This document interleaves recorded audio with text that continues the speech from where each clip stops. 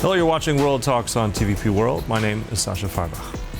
Now, a century on from its first edition in 1926, Poland's fan-voted Sports Personality of the Year awards continue to shape national pride and sporting identity.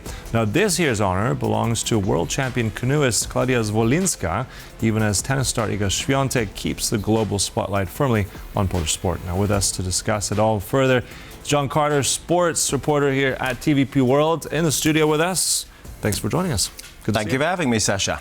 All right, so let's break it down first. This, for international viewers, this whole awards, it's 100 years old. How significant is it? Why does it matter? Yeah, well, you know, there's one of these awards kind of in every country, effectively. And, you know, this is easily the oldest that Poland has. And so kind of obviously with age, you know, comes the prestige, and it's kind of built up over the years into something more and more significant. And I think in the past, we had kind of different eras of different athletes finding success. But in more recent years, I think it's become a little bit more significant because Poland has more globally recognised athletes, and this has therefore become a little bit more of a source of pride of expressing, look, this is, we have athletes who can compete with the best in the world. And I think there was eras definitely going back to the sort of 90s, early 2000s, where there was very specific sports that just dominated. You know, we can go back to the 90s where Robert Korzeniowski dominated. He won 10 years in a row.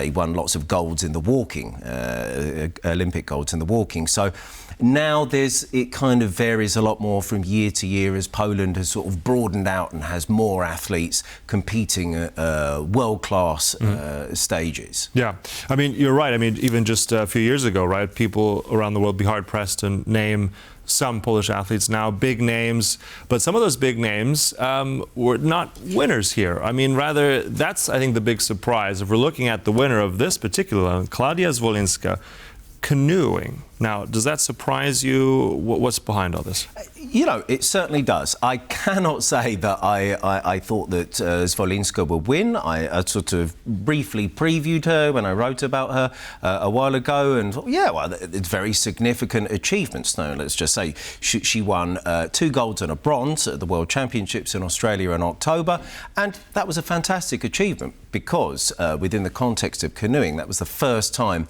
someone had won 3 individual medals, like ever, not just a pole. And so within the realm of canoeing, that's huge. But of course, let's be honest, like a lot, people aren't really watching canoeing very much.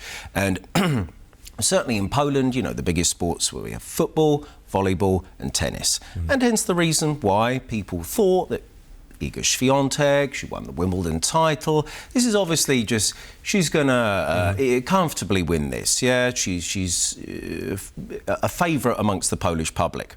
But I think we should briefly explain how the awards actually function. I was going to ask, like, who's behind this? I mean, there's this public vote element. Is it jury? Is it both? How exactly did they select all this? It is the public vote. So originally they have 25 nominees, and then they whittle that down to 10, and then on the evening of the gala, so Saturday evening, then there's another public vote, and you know, they put them under the spotlight, and maybe I think they give the audience a bit more context. So whereas possibly before more people were sort of looking at purely more football, volleyball and tennis, now they were sort of saying, oh, perhaps this really was like an incredible achievement from Zwolińska. This was perhaps more unique than what the others achieved, you know, who got more of the spotlight. So perhaps this is why it kind of got reframed a little bit on the evening and gave the audience and the voters that little bit more context of how grand the achievement actually was. And I mean, I want to go back to this whole canoeing part. I mean, it's very much, I think it's a niche sport. I mean, it's great that she's performed so well. Obviously, it's going to do a lot for Poland. But do we see, in your mind, your experience, is this going to draw more attention to other niche sports? Are we all going to go canoeing now in Poland? Or what does this mean, you know, in terms of its significance? Well, kayaking itself, it's actually a very popular pastime in Poland. The actual racing and the heats and, you know, because this is how it works. So let's briefly explain. So Zwolińska won both the C1 and the K1. So the K1 is kayaking, so you have this kind of double-bladed paddle, and the C1, the canoeing, is this single-blade paddle. And she's going through, she does white water, and so she's going through the gates, weaving in and out. And there's not very much of that in Poland. There's not many white water places.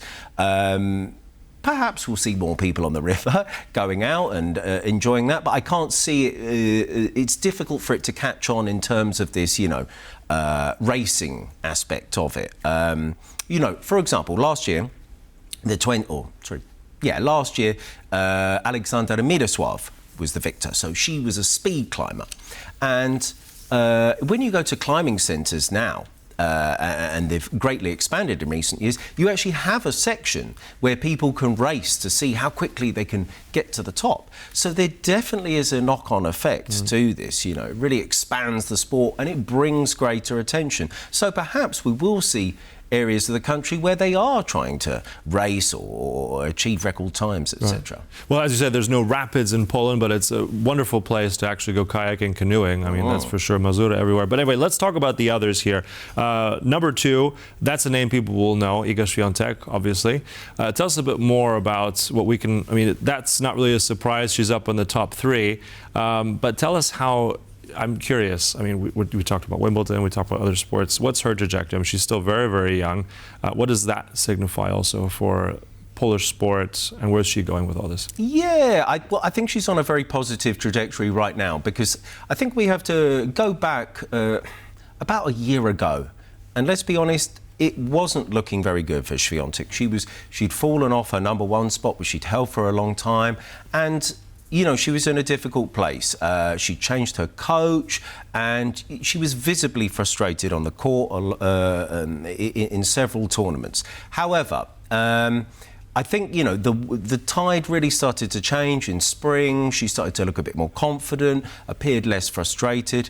But going into the Wimbledon tournament last summer, again, nobody expected much from her because this was considered, you know, her worst surface to play on. And so she really surprised everybody by winning Wimbledon. So in answer to your question, where's she going next? Well, she has won 3 of the 4 major Grand Slams now. And the only one missing from that is the Australian Open, which actually begins in a couple of weeks. So perhaps she's got her eye keenly fixed on that as she can complete the set. Right, game, set, match, if you'll pardon the pun.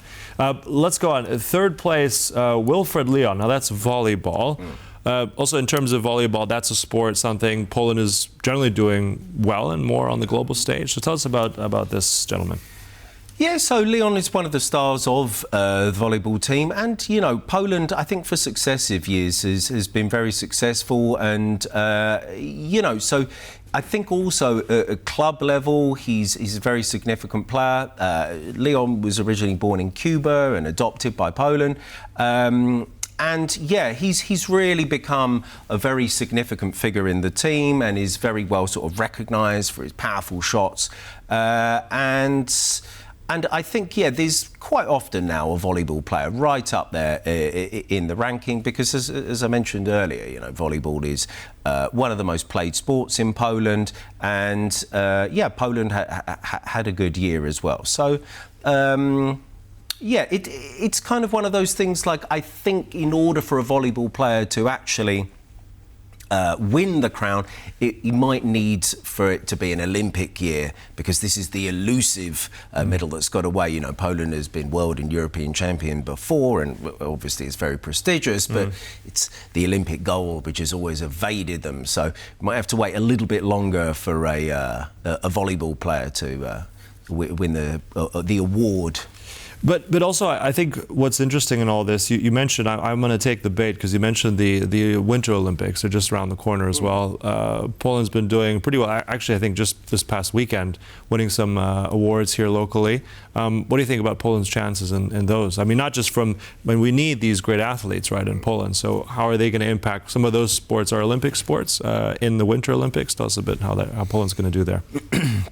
Well, I think let's put it first of all in the context of the history for Poland at the Winter Olympics.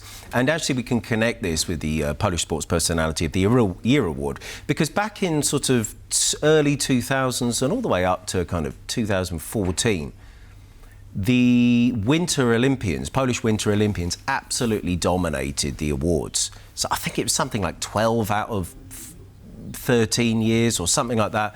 You would have had Justyna Kowalczyk, who was the cross-country skier, Adam Małysz and Kamil Stok, the ski jumpers, and they just won it every year. And so winter sport really dominated the public's perception of success in Poland. And in that kind of post-communist era, and they're kind of searching for a hero to latch onto who was kind of defeating the powerhouses of Austria and Germany, etc. within those sports, giving enormous pride. However, we should say that the last Winter Olympics, so 2018, it wasn't successful. One bronze, huge drop-off from what they had during the kind of 2000s, the rest of 2010s.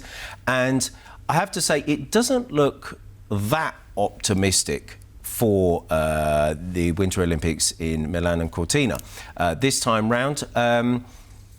What to look out for? Well, certainly speed skating. There are significant athletes there. There are skaters who have a decent chance. Ski jumping is still the #1 winter sport in Poland. That's what everybody's looking out for. But unfortunately, the major ski jumpers in Poland are kind of in the twilight of their years now. On top of that, we do have, there's a chance for the snowboarders though.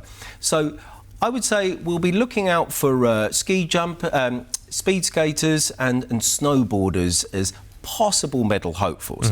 But we will be covering a lot more of this in the run-up to the Winter Olympics. Which is coming up soon, exactly. Yeah, absolutely. So before we close, Jon, just one sentence, one takeaway from this particular gala from Saturday. What's the message for you, just before we close? Yeah, so perhaps there's a little bit of a breakaway from just the most mainstream things in Poland. This is what we've seen before, from Mirosław winning last year with speed climbing, and now this year we have the canoeists. So perhaps Poles are thinking a little bit differently about the kind of sporting landscape, and it doesn't have to be football, tennis and volleyball, which completely dominate.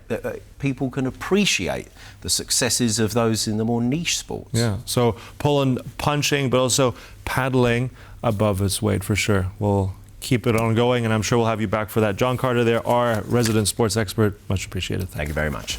And thank you for watching. That concludes World Talks, but stay right here on TVP World for more. Goodbye.